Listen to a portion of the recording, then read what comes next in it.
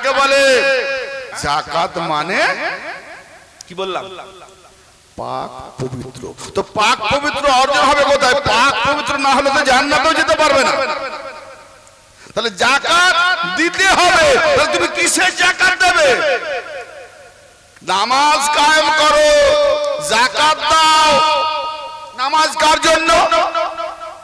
আল্লাহর জন্য। যাকাত কার জন্য? আল্লাহর জন্য। তো তুমি পাক না হলে আল্লাহ তোমার নাপাক নামাজ নেবে?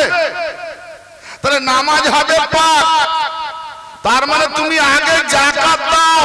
তাহলে যাকাত দিতে গেলে তোমাকে পাক অর্জন করতে হবে। তাহলে আল্লাহ যাদেরকে পাক করেছেন পাঞ্জাতন, তাদের সঙ্গে জুড়ে গিয়ে পাক হয়ে যাও, আর হয়ে গিয়ে আল্লাহর সাথে জুড়ে যাও। কোন যাকাত? কোরআন কি যাকাত বলছে? আরে মোল্লা কোন যাকাতের কথা বলছে?